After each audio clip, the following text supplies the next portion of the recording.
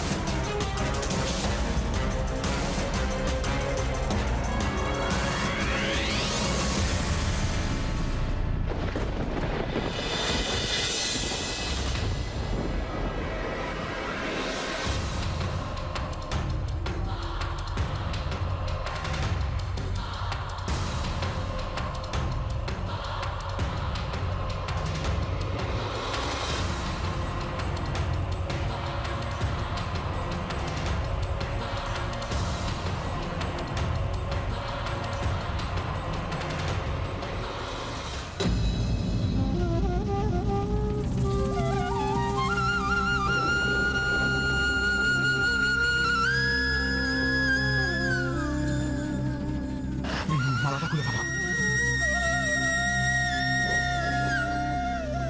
রাই, ওরা যে কোনো মুহূর্তে এখানে চলে আসতে পারে। তাহলে আমরা এখন কোথায় যাবো কলকাতা বাবু? কিচ্ছু বুঝতে পারছি না রাই। কলকাতা বাবু, আপনি এখান থেকে চলে যান। আমার জন্য আপনি নিজের এত বড় বিপদ ডেকে আনবেন না। আমার যা হয় হোক, আমাকে পুলিশ ধরুক, কিন্তু আপনাকে মীরা দিদি খুঁজছে। ও ঠিক আপনাকে খুঁজে বার করবে। আপনি দয়া করে এখান থেকে চলে যান। এত বড় বিপদ আপনি নিজে ডেকে আনবেন না। ফিরে যান আপনি। রাই, আমি তোমাকে ছেড়ে কোথাও যাব না। আর বিপদ, তুমি পাশে থাকলে আমি কোনো বিপদকেই ভয় পাই না। কেউ কিচ্ছু করতে পারবে না আমাদের। এখন চলো, এই জায়গাটা বেশি নিরাপদ নয়।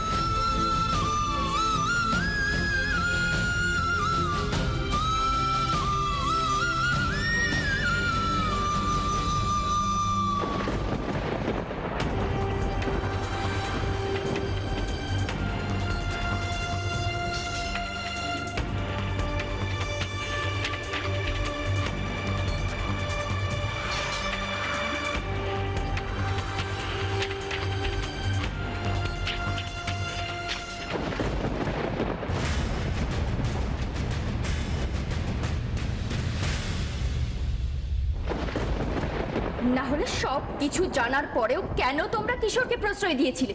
আর ওই মেয়েটাকে তো বাবা নিজে এ বাড়িতে থাকতে বাধ্য করেছিল। কেন? কিসের জন্য? কি ভেবেছিলে তুমি? কি ভেবেছিল বাবা? আমার সন্তান এই বাড়িতে আসার পরে আমাকে এই বাড়ি থেকে তাড়িয়ে দেবে, আর ওই মেয়েটাকে কিশোরের বউ বানিয়ে নিয়ে আসবে? বলো মীরা। না না না না মীরা, ওটা তুই হাত তুলতে পারো না, কিছুতেই না। শান্ত শান্ত।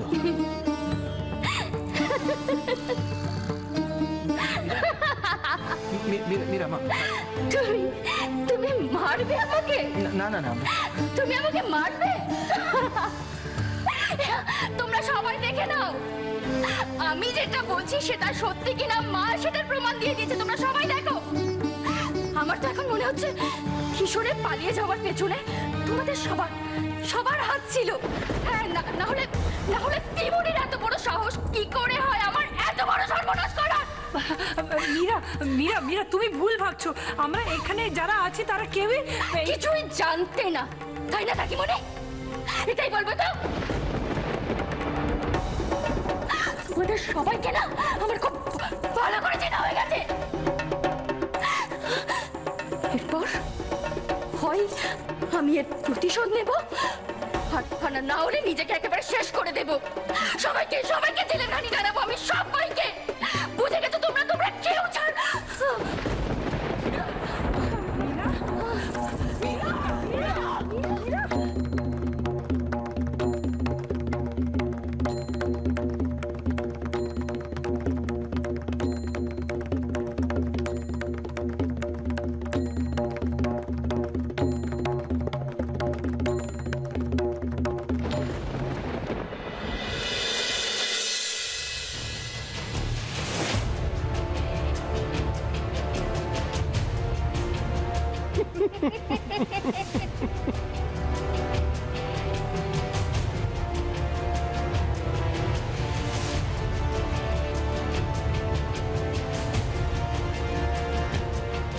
রে কুসু,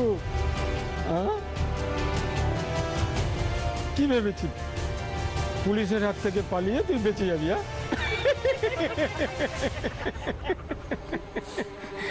এত সহজ গোপাল ভুলে গেছে?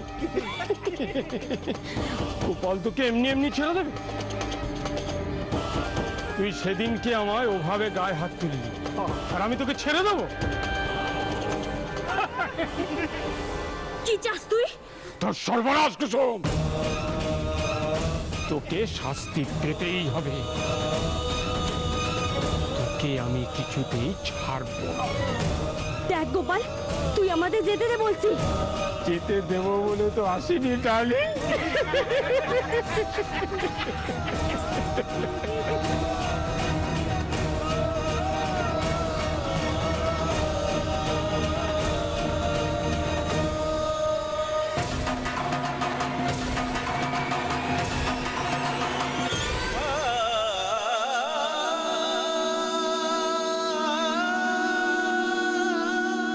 ভয় নেই কুসুম, আমি তোমার পাশে আছি।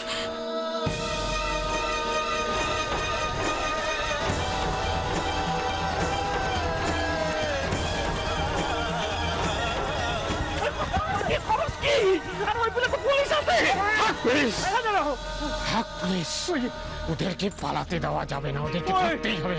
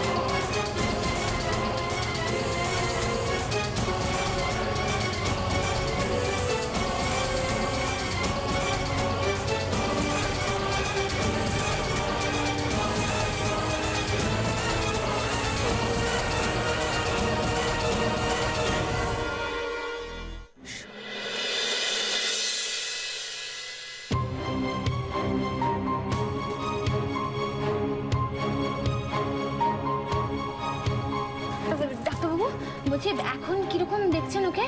মানে হঠাৎ এমন ভাবে মীরা পড়ে গেল না। আমি আগে ওকে একটু দেখে নি, তবে মনে হয় ভয়ের কিছু নেই। জানেন ডাক্তারবাবু, মীরা না আজকে সারাদিন কিচ্ছু খায়নি। আপনি বলবেন এই অবস্থায় উপোস করে থাকাটা কি উচিত? কি যে ঝামেলা হলো না। কমলিকা একটু চুপ করো না। এই বাবা, আমি ডিটেলসটা না জানালে ওনাকে উনি জানবেন কি করে?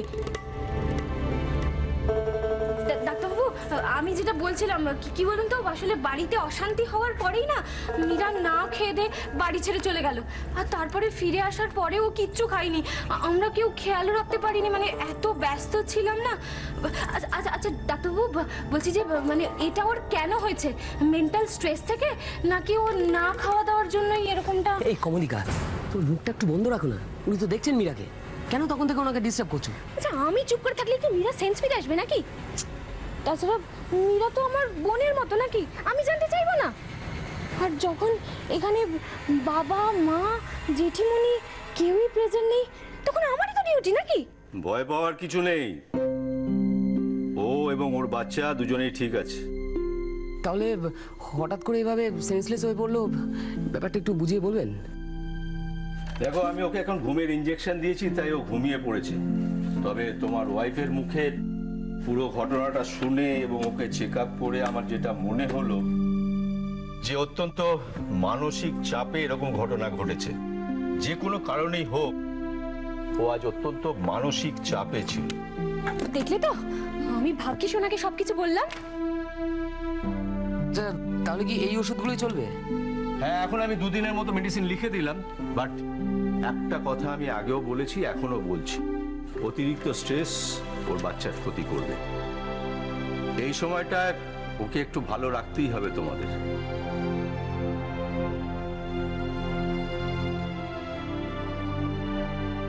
আমি এখন আসি, প্রয়োজন হলে আমাকে খবর দিও।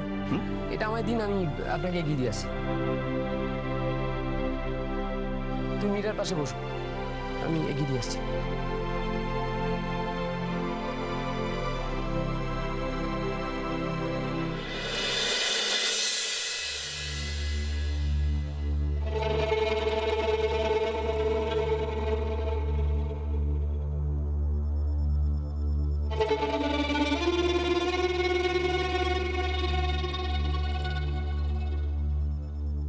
দেখে তো মনে হচ্ছে ঘুমোচ্ছে। আচ্ছা, এসব আবার মীরার নাটক টাটক নয় তো? নাকি সত্যি ভিড়মি খেয়েছে? একটু গায়ে হাত দিয়ে দেখবো।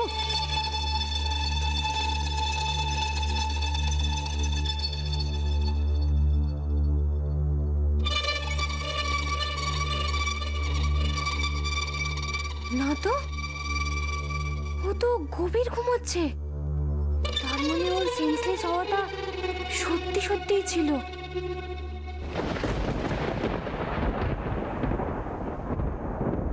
কুসুম, কুসুম বেরিয়ে আয় বলছি। কুসুম,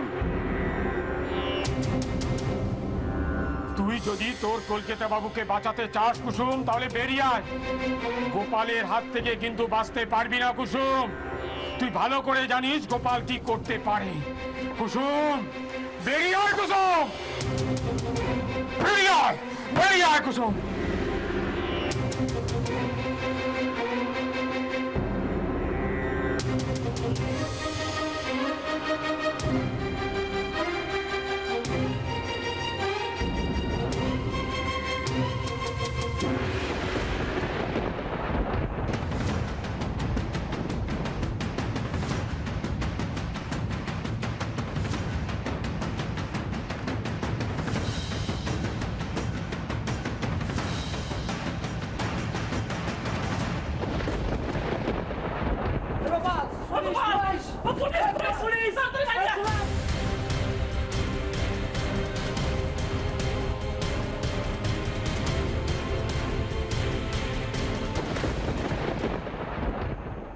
আমার আর কাউকে মুখ দেখানোর উপায় রইল না। কৃষ্ণ এটা কি করলো, কেন করলো এসব? মীরা তো আর যা করেছে সব কৃষ্ণের উপরে অভিমান করে। ঠিকই তো, মেয়েটাই বা কত সহ্য করতে পারে। এসব ভেবে আর কি লাভ দিদি? মীরা আজ যেভাবে অসুস্থ হয়ে পড়লো, আমার খুব ভয় করছে জানো তো। ও বাচ্চাটার কোনো ক্ষতি না হয়ে যায়। ঠাকুরকে ডাকা ছাড়া কোনো উপায় নেই। ঠাকুর আমার কাছে এক এক করে সব কেড়ে নিচ্ছেন, আর আমি বারবার ওনার কাছে হাত জোড় করছি। আমার কথা না ভাবুন, আমার কথা না ভাবুন। উনি অন্তত মীরার কথা ভেবে মীরাকে আর যেন কষ্ট না দেন। জানো তো দিদি, এই সব কিছুর মধ্যে আমার একটা ব্যাপার ভেবে শান্তি লাগছে, যে মানে ভগবানের অসম্ভব আশীর্বাদ যে মীরার মা এই ব্যাপারে কোনো নাক গলায়নি। দাদার কথা শুনে অর্ককে নিয়ে বাড়ি চলে গেছেন। তাহলে উনি নিজে যা লঙ্কাকাণ্ড বাঁধাতে পারেন, বাবা, হয়তো দেখা যেত যে রাগের চোটে আজই আমাদের সবাইকে রাস্তায় দাঁড় করিয়ে দিয়েছেন। সব দোষ আমার আর তোমার দাদার। আমাদের ভরসা করে ওদের কাছে এতগুলো টাকা ধার নেওয়া উচিত হয়নি। আর তোমার দাদাই বা কেন সব টাকা পয়সা শোধ করে দেওয়ার পর বাড়ির দলিল ওদের কাছে নিল না? রাগ করো না দিদি, একটা কথা বলছি। আজ আজ কিশোরের জন্য আমাদের এত বড় সর্বনাশ হয়ে গেল। এবারে মান সম্মানের কিচ্ছু রইল না।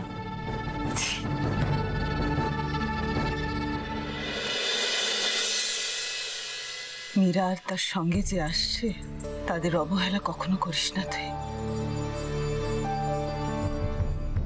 বিয়ে করলে কতটা দায়িত্ব নিতে হয়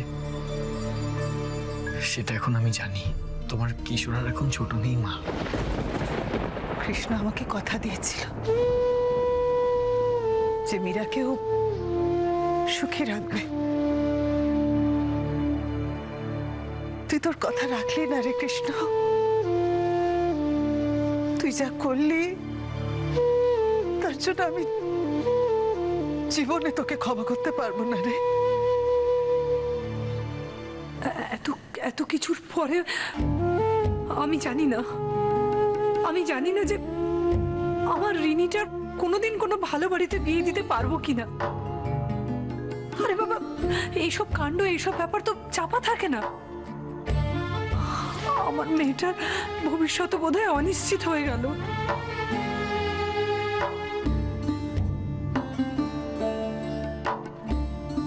মল্লিকা, কি ব্যাপার?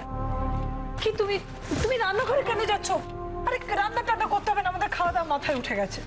না মানে আমি না মীরার জন্য এক গ্লাস গরম দুধ আনতে এসেছিলাম। ওর যা অবস্থা না। মীরা মীরা মীরা কেমন আছে? ইন্দ্র তো ডাক্তারকে নিয়ে হুট করে বেরিয়ে গেল। আমি কোনো কিছু জিজ্ঞেস করার সুযোগই পাইনি। লক্ষ্মীটি, আমার কাছে কোনো কিছু গোপন করো না।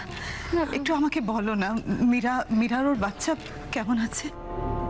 আসলে জেঠিমণি ডক্টর বললেন যে মীরার না খুব মেন্টাল প্রেশার হয়ে গেছে।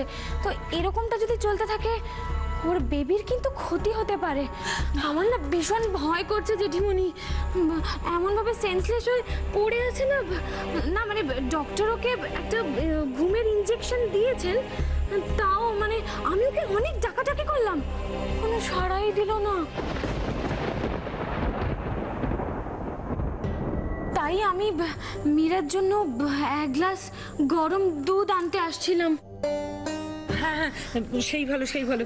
তুমি বরং যাও, নইলে আবার যদি হঠাৎ করে জ্ঞান ফিরে যায় তো চেঁচামেচি করে আবার শরীর খারাপ করে ফেলবে।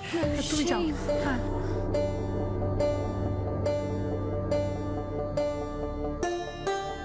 সব কিছুর জন্য দায়ী ঠাকুরজি।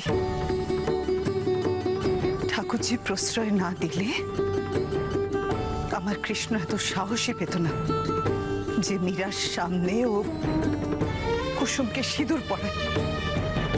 ঠিক বলেছ, ঠিক বলেছ। এতদিনে তুমি আসল জিনিসটা ধরতে পেরেছো। এই যত নষ্টের গোড়া হচ্ছে ঠাকুরজি। সারাক্ষণ তার পাতানো মেয়েকে নিয়ে আদিক্ষেতা করে চলেছে। আমার তো মনে হয় ঠাকুরজির প্ল্যান ছিল এই কুসুমকে কিশোরের গলায় ঝোলানো। আমি কোনোদিন ভাবিনি যে ঠাকুরজি আমার কাছে সবকিছু গোপন করে এভাবে মন্দিরে নিয়ে গিয়ে কৃষ্ণ আর কুসুমের বিয়ে করাবে। কে ভেবেছিল বলো তো দিদি? আমরা কেউ ভাবতে পেরেছিলাম? খুব তো সবার সামনে ভালো সেজে ওই অর্কর সঙ্গে কুসুমের বিয়ে দেওয়াতে রাজি হয়ে গেল, আর ভেতরে ভেতরে আমাদের এত বড় একটা সর্বনাশ করে দিল। আমি কত লড়াই করেছি ঠাকুরজির জন্য।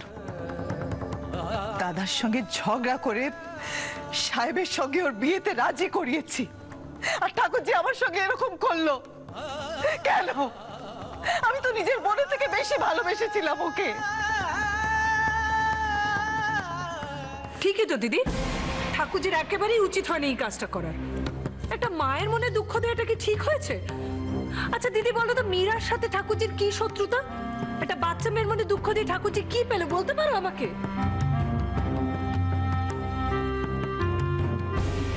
এই শাস্তি ঠাকুরজিকে পেতে হবে, সবার সামনে জবাবদেহি করতে হবে। দরকার হলে মীরার কাছে সবকিছুর জন্য ক্ষমা চাইতে হবে। তারপর মীরা ঠিক করবে যে এ বাড়িতে ঠাকুরঝি থাকবে কি না।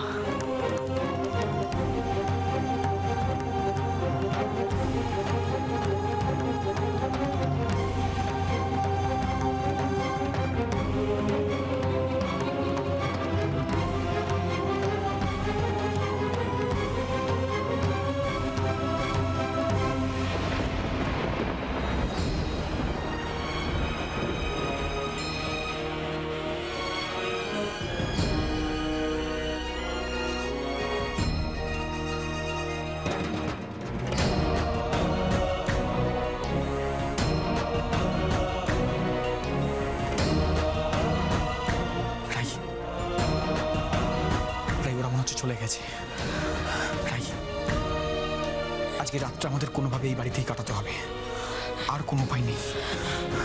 এখানে এই বাড়িতে রাই, বাইরে বেরালে পুলিশ আর গোপাল আমাদের এত সহজে ছেড়ে দেবে না।